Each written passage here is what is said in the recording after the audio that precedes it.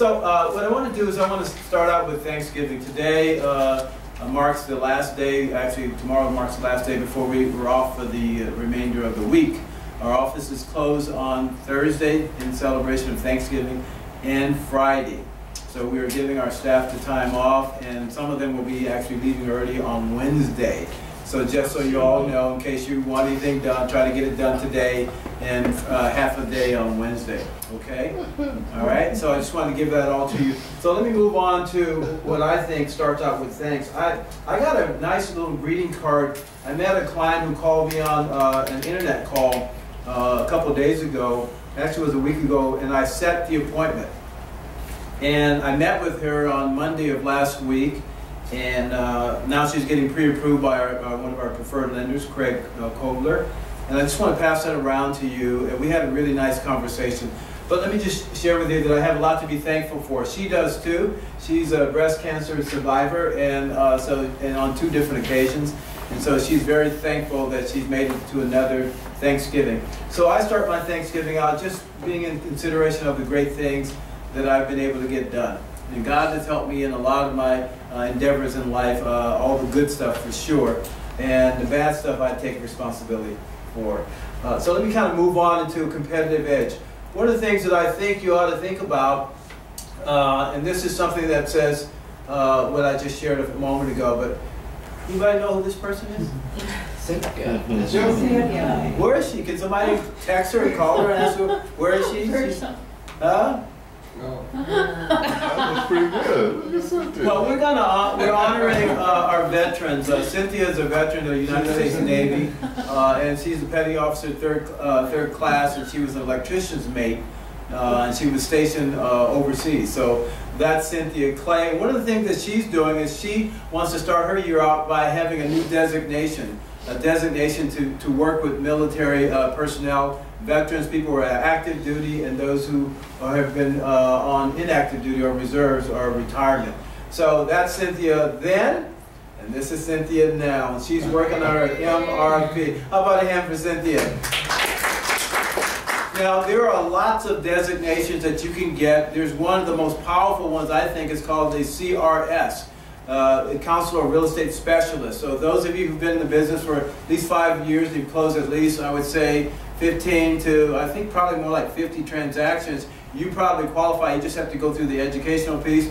But it's probably the one designation that agents get the most referrals from. Anybody like referrals? Mm-hmm. So you really need to focus, and this year I'm going to focus on getting my CRS designation, because if you do have it, they discriminate as to who they're going to send their referral to based on someone who they feel has a lot of experience in the market. And so they look for a local market. Let's say I'm looking for someone in Dayton, Ohio. Well, I don't know anybody in Dayton, Ohio, so I'm going to go online to the CRS website, and I'm going to find the agents that have qualified and are CRS designated recipients. And then I'm going to interview those folks before I send my listing referral to them, or my buyer referral. Okay? So I just wanted to put the pitch out for getting designation. So, all right. So last week I sent out a survey. How many of you responded to the survey?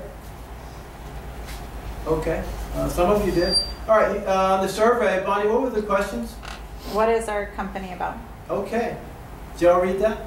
What is our company about? And so this is what people answered to the question. I said, give us 3 words that describe what our company is about. And someone said faith, real estate, great location, building, ethical, professionalism, integrity, and serving. I think that's a few more than 3 words. But nevertheless, that's what they felt. Okay? Another person said service, realty, technology, integrity, professionalism, knowledge. Our company is about service, honesty, and love. Anybody know who said that? Okay. Yes, William. Your hand? I misunderstood the question. I thought we could only have 3 words total, 1 word per question. Well, you know what, William? You did not misunderstand it. You did not. Okay. Okay. All right, so someone else said real estate, helping the community, helping people find a home, technology, customer service experience, multi-language, training, knowledge, staff, excellent, customer service, expertise. a few more than 3 words, but this is what people who work here, our staff and our sales associates, are saying about who we are, okay? Someone was closer to the 3 words. They said value, knowledge, honesty, service, community. Our service is about your best interest, okay? And someone else said, what? Community, business, strong faith, honesty, many years of experience, commitment, mentoring, education, God, integrity. And someone said integrity, relentlessness, honesty. Oh, I'm about witnessing to Jesus. All right, so those were all different. Those were not my comments. None of those were my comments. There were different people who work here, and that's what their impression is of who we are. It's about integrity. It's about service. So if you see that there was a resounding theme that kept coming through, which is what I'm glad to hear that people see us as a person who provides good service, right? So if you were to look at our company and ask about what the career opportunities are and what we're about, here are the things that, that we are about. Technology. How many of you use technology? How many times have you heard me say, do you have a smartphone, right? That's right. Global. You look around this room, where were you born at? Where were you born? Peru. Where were you born? El Salvador. El Salvador. Where were you born? Korea. Korea. So you see? Where were you born? Oh, this is a really far away place called Riverside. Riverside. So you see, people were born in many different places. We are certainly global. We have a global presence. If you take a look at the folks who work here, we speak over 11 different languages. So it's pretty amazing. Spirit and faith, that's been covered already. We started out this morning that way. Community, there are a lot of folks who are very much involved in the community. I know Paul very much is involved in the community. Aren't you involved in the Boy Scouts of America? Yeah. Yeah, anybody else involved in the community here? Sort of. Sort of. You are. You're involved in your church, aren't you? Anybody else involved in the community? How about you? Yeah? Anybody else? Yes. Running our urban league. Urban League, okay? So it's really important to know that you stand for more than just making a buck. All right, so here's what I want to do. I want you to kind of really focus on this piece here because this is going to help you really get yourself positioned for 2015. So what I found, I've been in competition in sports for most of my life. And what I found out is that you achieve much higher levels of success when you have less competition. Would you agree? So I think you ought to try to figure out how to carve out a niche where you are competing in an environment where there's less competition. So think about that. I know Paul has a business model and he's actually relocating his office to be closer to where his market is at because he feels that there's a niche there, there's an unmet service that he's going to provide to customers in that area. Right, Paul? Yeah. Yeah. So I want you guys to all think about what could be your niche. How could you separate yourself from the rest of the pack? Because there's in the San Fernando Valley, there's about 14,000 realtors. In the region of LA County, there's probably 45, 50,000 realtors. So there's a lot of competition out there. But if you figure out a way to really carve out your niche and work on those areas that you are better than most other folks, you're going to be really, really good at it. So one of the first things I want you to think about is what I call dollar productive activities. Dollar productive activities. What does that mean? Anybody know? Calling people. Well, that's one dollar productive activity. That's one. Can anybody else think of another? Farming. What? Farming. Farming is another one. Yeah. So what I want you to think about is as you go to work on your daily basis, think about how much of your time really is invested in dollar productive activities. You know, reading a bunch of emails may not be a dollar productive activity task, right? You can read emails all day, right? Surfing the internet. I know people who love to research, so they're constantly compiling information, research, but they don't do anything with it. So those are not necessarily dollar productive activities. Dollar productive activities are those activities where you are in a prospecting mode, where you're actually doing something where you're interfacing with a prospective customer or an existing customer or a past customer. That's a dollar productive activity. So you need to look at your time and say, how much of my time is really invested in dollar productive activity, and how much of my time really is just drinking coffee, reading books, reading the internet, checking the Facebook, all these different things that we do, going out in the community, trying to rally community forces, all those different things. How many minutes of your day are really spent and invested in dollar productive activity? The other thing is branding yourself. How many of you have your own brand? Anybody here? What's your brand? Real estate engineer. What's your brand? The real estate engineer. Oh, you don't speak it very boldly. The real estate engineer. Do you have a brand, you engineer? Yeah, the right step to success. The right step. How about you? You have a brand? Paul you? Yeah. Paul you is a brand. That's a brand. And what I want you guys to realize is that our company is just the infrastructure for you doing your business. You're doing your business inside our business. That's what you're really doing. We're not trying to take away from you and your brand. If you really build your business right, what will happen is that when you get to the point where you want to do an exit strategy out of real estate and doing what you're doing now, you'll be able to sell your business. The business that you have inside a business, you can sell your book of business to other realtors.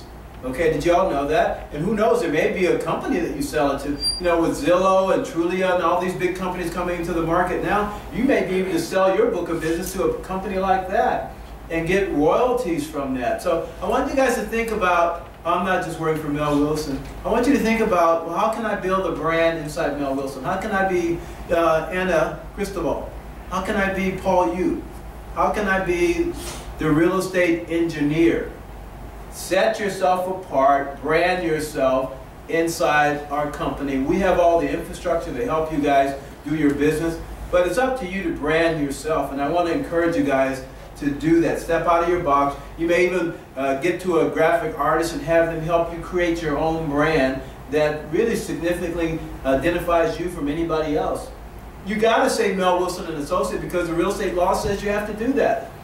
You can be a team, you can have a team name, but you probably want to get a DBA if you want to be in compliance with the real estate law. They passed a law this year that says that you have to, if you're going to be a team, you have to get a DBA, doing business as, and you have to have it, your branding information on your piece, but you also have to have the broker's information there too. Okay, so that's the real estate law that just passed this year. All right, farming. We talked about farming. Thank you, Lillian. Anybody grow up on a farm? You did. Okay. Well, you grew up on a farm? No, I was just chuckling. Yeah, Riverside, okay. Well, I grew up in a very rural area, and I know one of the first things you have to do on a farm is you have to prepare the land. You can't just throw a bunch of seeds out there and expect it, I'm going to go out there and fruit this out there tomorrow. You can't do that. You got to till the soil. In other words, cultivate the land, get it all smoothed out. And then what you do is you start cultivating, and then you plant your seeds. Planting your seeds is prospecting. You're letting people know that you're in business. Now, I know some of the real estate agents I've dealt with over the years, they're what I call Maxwell Smart or James Bond. They're what I call secret agents. Nobody knows that they're a real agent. They don't tell people. It's almost like embarrassing to say, I'm an agent. You gotta let people know, I'm a real estate agent. This is what I do. I help people with their real estate investments. So you need to get out and you need to start planting the seed. That's prospecting. And then you can't just plant the seed, but you have to go back and make sure the weeds don't grow over it. You have to clear out the weeds, because there are times when you haven't been in touch with them for a while. And if you don't stay in touch with them, what's going to happen is somebody else is going to get in touch with them. And you're going to be very disappointed when you see their sign on your clients or your prospects' property. That's because you did not stay in tune with them. You didn't continue to cultivate. And then there's something that's called harvesting. That's how you have a farm. So you got to till the soil, get it ready, right? You got to cultivate it. You got to plant the seed. You got to water it a little bit. You got to clear out the weeds, and then you can go harvest. And that's where you really like it because you get paid. So let's talk about a social farm. How many of you one day have gone to a wedding? Anybody gone to a wedding? Yeah, I was there last week. How many people would you see at a wedding, typical wedding? 150. How many? 150. 150, what do you say? A lot. A lot? 100? All right, so at the minimum, why are you sitting over there, standing over there? Cynthia, why are you standing over there? Yeah. Come inside. Will somebody show her the way? She's shy. Yeah, leave your bag out there and come sit in the seat so you can see what we're saying. Thank you. She just wanted to be the star. We just put you on the video screen. Did you see that? You missed it. Come and join us, please. Thank you. All right, so social farm. A social farm is no more than you have a wedding, and I try not to talk about the other side of, you know, people live, people die, people get married, people get divorces. But typically a wedding, you're going to have 100 or more people there. So you start your social farm out with people who are in your sphere of influence. And you start out with you.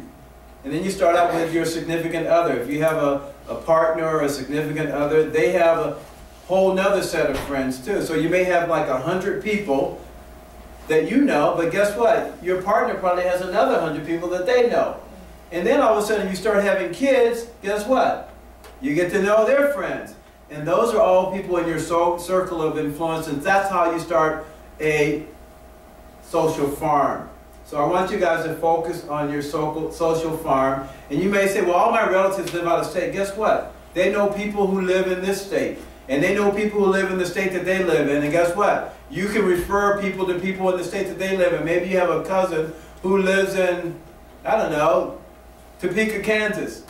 And they want to sell their house, and you find out, oh, my cousin wants to sell their house. Guess what? You talk to that cousin, and you find a realtor in Topeka, Kansas, and guess what you do? What do?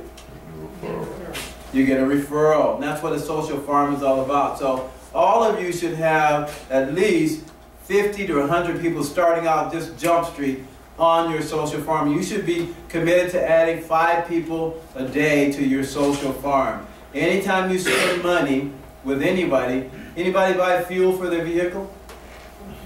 How many of you, when you buy the fuel, you just use your ATM card and you do it? How many of you do it that way? How many of you go inside and see the attendant? Guess what? Let that attendant know you're in real estate, because guess what? Many of them own that property, and many of them, almost all of them, own the business that they're working in. And if you let them know that you're in real estate and you start talking real estate, one day they may think, hey, what can you tell me about this property? And next thing you know, you have a transaction. That's a social farm. So let's talk now about a geographic farm. Yeah, I misspelled farm. I put farm. Did anybody see that? I didn't. Yes. Oh, gosh, help me. Let me know. It was just Okay. a typo. I know. But you know what? You have to acknowledge when you mess up. That should be farm, F-A-R-M, farm. And so a geographic farm, here's what you do on a geographic farm. You want to make sure you have a minimum of 1,000 people in your geographic farm, because this is a numbers game. That's what it is. It's a numbers game. And what you want to do is you want to pick a farm where you're going to have about 20% of all the properties in that farm turning over annually. So how many transactions would that be? 20% of 1,000. Let me hear it. It's 200. So about 200 transactions in that farm area. So you want to pick that area, and then what you want to do is you want to segregate it, and we're going to talk about that a little later, how you're going to segregate your farm. So let me move on, because I think I had something else here. All right. So on your social farm, anybody here have a Facebook account? No? Okay, you do. All right. How many of you go on your Facebook accounts at least once a week? Anybody? Anybody go on once a day? Anybody get notified anytime somebody goes onto their Facebook account? Anybody here? All right, so when you get tagged, you get notified? You do, yeah. So, okay. All right, so here's a social media. It's a powerful, powerful tool. Social media, when it comes to Facebook, is no more than having a two-way conversation. It's you and your friends.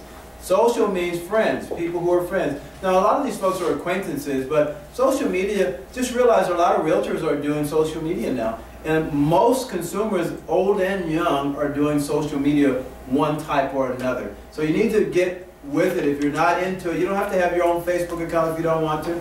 That's your thing. But the rest of the world is going to pass you by because what? Guess what? They're going to have it.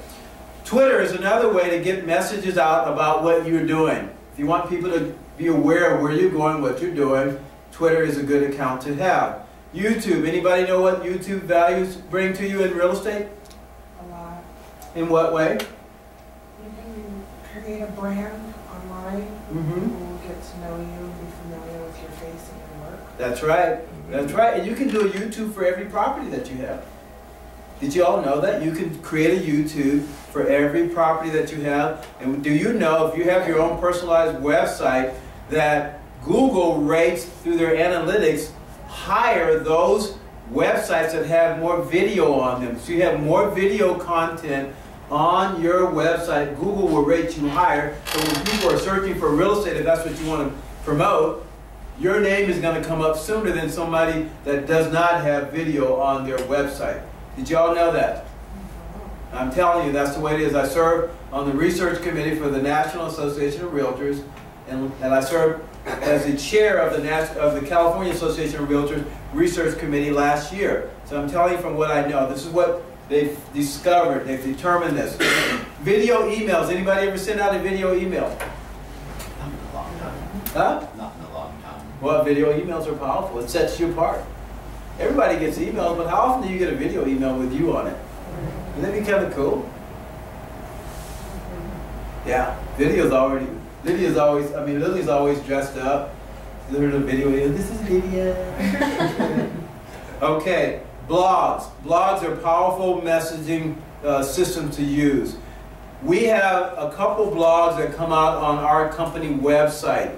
I encourage you to go onto our website, copy the link, put it on your website, and use it. Doesn't cost you anything. I'm paying for it. So take our blog messages, go to our website. There's a whole history of blog messages. Every day a new blog message comes out. So what I want you to do is, don't have to reinvent the wheel. Take what you already have and use that for your business. I see a lot of folks who are going onto websites and reading blogs all day long. And if you have new content on your website, people will keep coming back. If your website is stale and static, they won't come back. But if your website has new, fresh information on it, Rodney, guess what? People will come back. Whether they like it or not, they'll just keep coming back. Yes? I just learned on Facebook that when you have a business profile, not a personal profile, but on a business profile, you can schedule your postings. Yes, you can. Months in advance. Yes, you can. Which you can't do on the personal side. Did you hear what she said?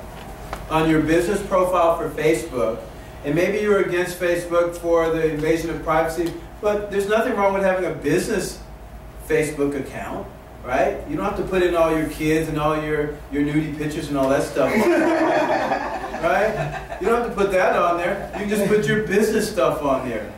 And it's a powerful tool that you can use to promote yourself and your business. Thank you for sharing that. All right, so anybody learning anything yet? Okay. All right, so here's how you target your buyers. Realize that the majority of the buyers last year obtained fixed rate mortgages. So don't try to push an adjustable rate mortgage down their throat if they don't want it. Now there are some people who have credit scores that are not the best, so they may want, or they may have no other option but to go to an adjustable rate mortgage. But the majority, only 7% of the people who are purchasing properties today, only 7% are using adjustable rate mortgages. Look at this, relatives. How many of you have friends that are living at home with their parents? I won't ask if you're living at home with your parents. How many of you have friends that are living at home with their parents? I do. And I'll tell you, some parents are happy to give their kids a down payment to get them out of their house. They are. And some grandparents want to help their grandkids out, and so what they do is they give them a gift. Realize this, if you're talking to a borrower or a buyer, and they have decent credit, but they don't have funds saved sufficient enough to purchase a home, ask them a question. Hey, do you think your mom or your dad would give you a gift? Do you think your abuela will give you a gift, your abuelo? Do you think somebody will give you a gift? So there are also gifts that some government agencies give out gifts. Anybody ever hear of the Platinum Program? Platinum Program is a program where you get a gift on an FHA loan to purchase a home. Okay? So you need to all think about gifts. So some of them make a loan. You have some relatives who are saying, well, I'm business minded, so I'm not going to give you the money.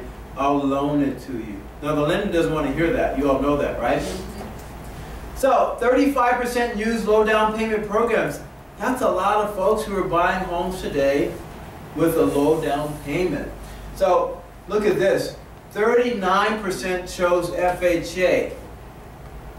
That's huge. That's almost 40% of the low down payment buyers, they chose FHA as their medium for financing their property. And Cynthia, we highlighted you earlier. I don't know why you're mad at me. Okay. Give us a little pause. Should we go back and show Cynthia her picture? Yeah. Let's go back. Because, she's all sad. She's all sad. Let me go back. Where's the other one? There's one right there. Okay. Can we get a smile out of her? Okay. Okay. Did she crack a smile? Yes, she did. Oh, good. Not to smile. Thank you. Thank you. All right. So we talked about this. Right? We talked about that. 88% of sellers use a real estate agent. You guys have a good chance. The majority of the sellers are using you. So, you know what you need to do is you need to get in front of them.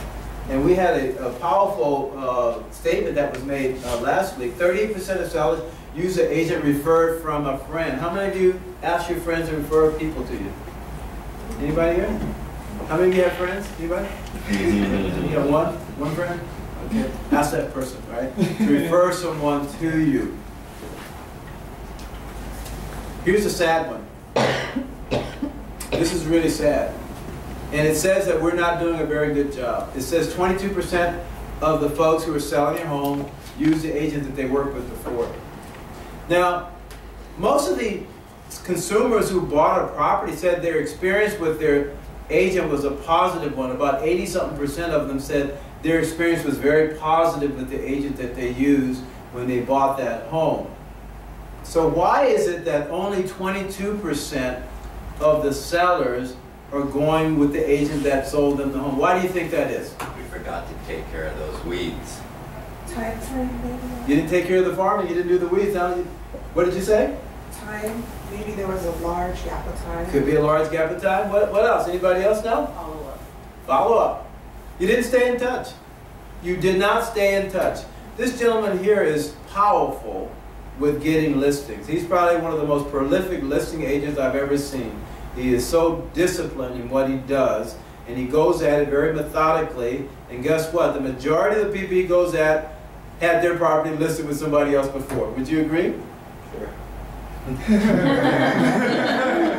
You see? The majority of them had their properties listed with somebody else, and guess what? He gets the listing. Why is that? Well, this statistic here says that only 22% are going back with the person that they did business with before. So that's incumbent on us to do a better job, as Nancy said, following up, staying in touch. So what are some of the things you guys can do to stay in touch with your clients?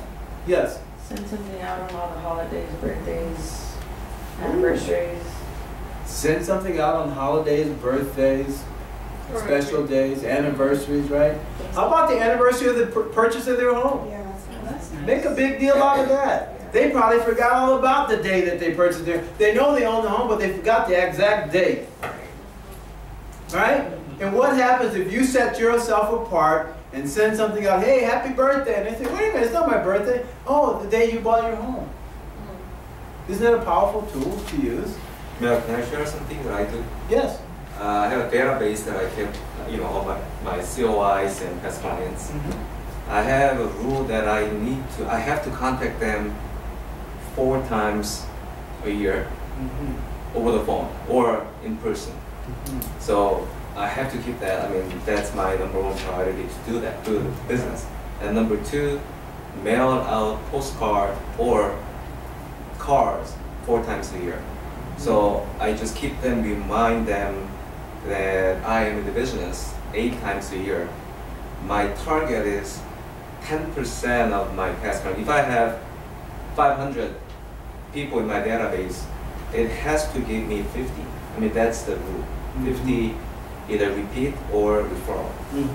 I haven't got that level yet, but you're working on it. Yes, and at the same time, I need to increase my number of people in my database. So like you mentioned, when I want to retire, I can sell my. That's my business. That's the database. How many people did you say you have in your database now? Right now, I have. At the beginning of this year, I had 700. Now I have 600 because I purged them a lot. So that's what I'm trying to do in many years, and that gives me return. That's powerful, powerful. Paul's been our top producer for the last several years.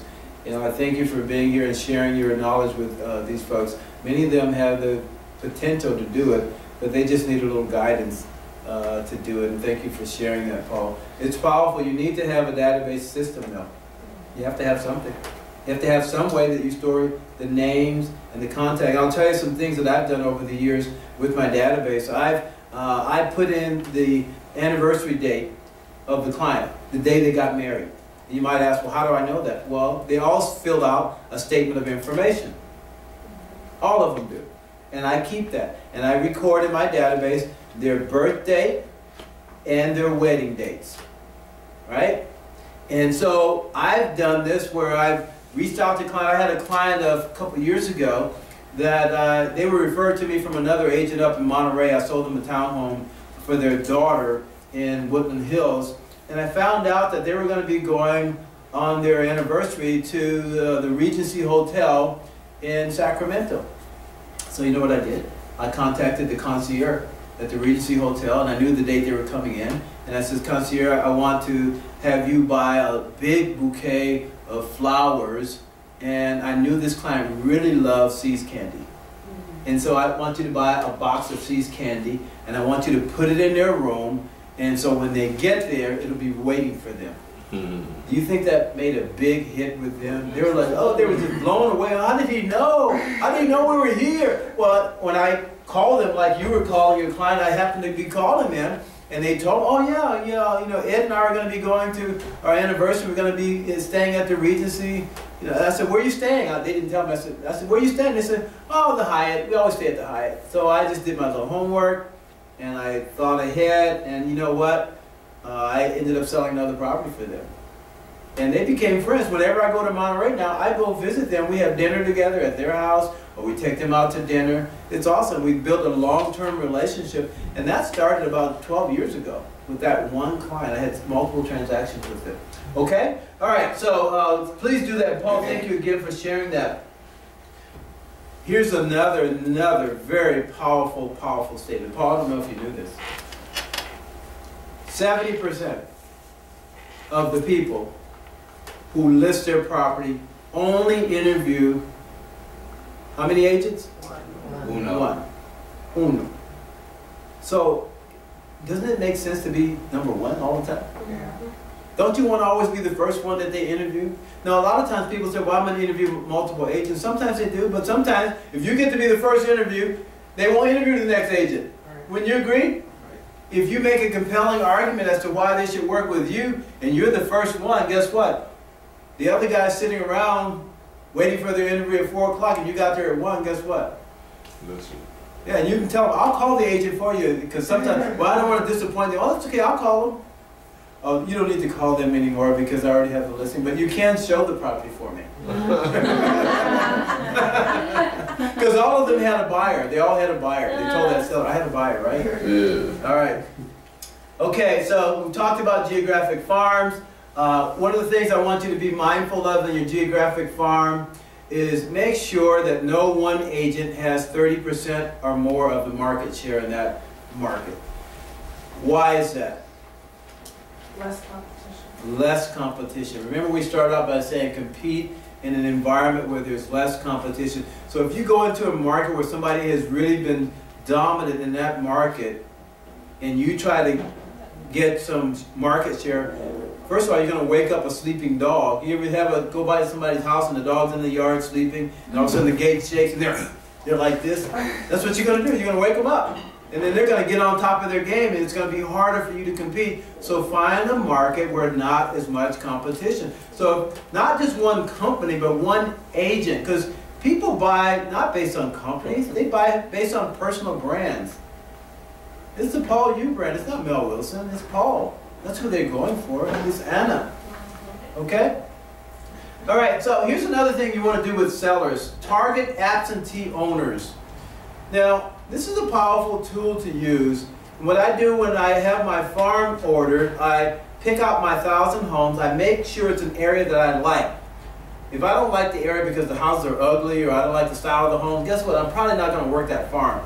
And I try to make sure it's convenient for me, close to where I live or close to where I work. Why? Because I don't want to make any excuses as to why I'm not going to go there. Okay? So I try to pick something that's fairly close to where first I like it and it's where I live or work. And then I look at absentee owners. And you ask your farm company, you ask the title company, you say, look, I want the entire farm, I want 1,000 homes in that neighborhood. But I also want you to send me another list of just the absentee owners in that neighborhood. And then what you're going to do is you're going to target those absentee owners. And what I do is I drive around to all those absentee owner properties and I take a photo. And if that property's all run down, guess what I'm going to do? I'm going to take that photo, I'm going to mail it to that seller and say, hey, I was just in your area, here's what your house looks like today. Had you thought about selling? Is the tenant paying you on time? And they made me think, oh, Joe, I'm tired of that tenant. They're never paying me on time, so let's sell it. Guess what? Thank you. Thank you, Rodney. All right. Take a picture. Target mailers. There is something that's called Everyday Direct. That is the U.S. Postal Service. And it is like a marketing program where instead of bulk mail, you pick the area by the mail carrier. Anybody have a place where they live with a mail person brings mail by? Anybody? All of you, right? Well, there's a mail carrier for every area. And you pick the mail carrier areas and you can deliver, have those postage pieces delivered just to where the areas you want that to be delivered to. So it's not going into the whole world, not to the whole zip code, but just to those mail carriers. And they probably have, what 500 homes or more for that each mail carrier. Range from about 200 to about 800. Okay, it depends on how far they're apart, right? So you pick the mail carrier area that you want, and the Postal Service, I believe the postage is like 17 cents a piece. That's pretty cheap. That's cheaper than bulk rate. And I found a company when I was at the NER Expo that is called Everyday Direct. And guess what? They will do the mail pieces for about 30, 35 cents a piece. That includes the postage, the printing, everything. It's pretty cheap. I shouldn't say cheap, pretty inexpensive. It's a good investment of your money to invest like that, okay? All right, the other thing I look at is people who have not sold in the last 7 years. Why do I look at that? Last week we found out that the typical seller has been in their home how long? 7 years. Yeah, 7 to 10 years. So I want to identify those, and guess what? I'm going to send out a separate mail piece, not a bulk rate mail, but a separate mail piece to those who've been in their home 7 years or longer. Why? Because I'm upping my percentages of success. These people are more than likely going to be folks who are going to be ready to sell. Right? Because they've been there for that long. Now, there are some folks who are like, Maud. Maud will say, well, I'm going to die in this house. I'm never going to move. And so when Maud says that, I say, well, can I talk to your attorney? I want to know, can you put me in your will so I can be your agent when you do die? Just let them, you want their business, right? Are you hearing me? Okay. All right, so I'm almost done. All right, so here's some of the things you can do with your past clients. Paul had gave some great examples. How many times did Paul say he reaches out to his past clients? 8 times. 8 times, right? Mailing 4 pieces and call or personal visit. Calling or personal visit. Maybe you don't have a lot of money, so guess what? Maybe you want to go knock on their door. Maybe you want to meet with them and set the appointment. Setting the appointments in the office are powerful. You know this lady that I passed this thing around to? Guess what? I told you about her last week.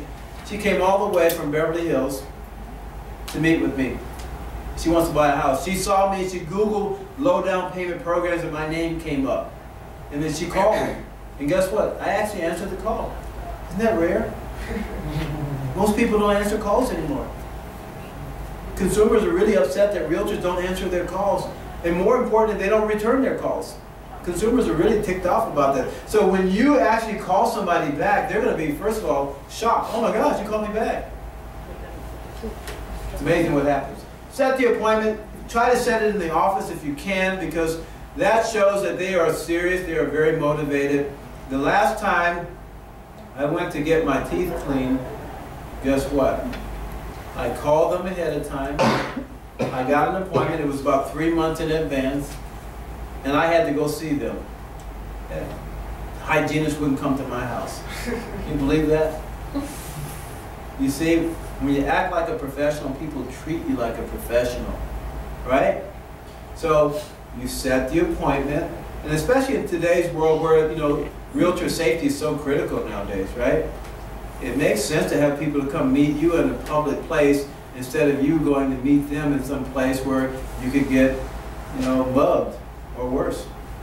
All right, so any questions? You all done? Everybody got it? So, prospect consistently. Consistent prospecting leads to really stable income. When you stop your prospecting, what will happen is 2 or 3 months down the road, you'll find out that you don't have any money. That's what happens. So if you don't want to have a roller coaster income stream, prospect consistently. If you do that consistently, you will make money.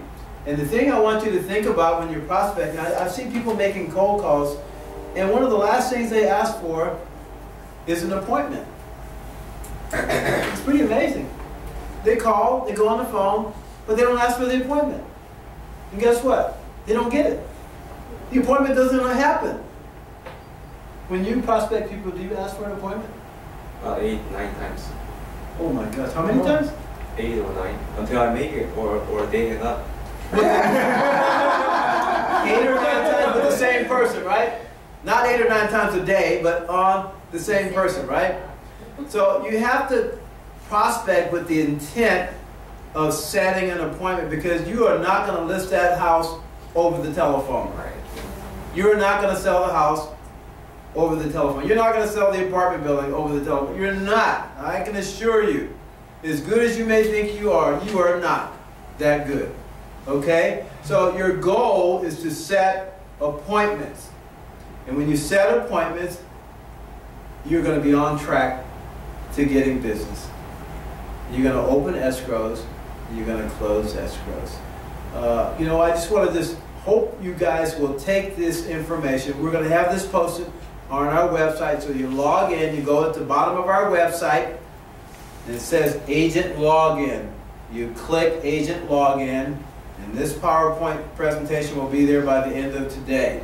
Okay, and you can take a look and see the little nuggets that are here and use them in your business plan. Many of you have already met with, and we've gone over your business plan for 2015. There are some of you that I have not met with yet. And I want to encourage you to sit with me so that I can help you have a roadmap of success for 2015. Okay? All right, anybody want to share anything before we close out? Because I'm out of time. Anybody want to share anything at all? I want to say thank you.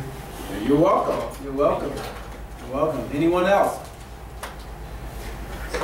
All We right. shared before you got here, so that's why we're quiet. Okay, thank you. All right, well, I think my wife brought some snacks.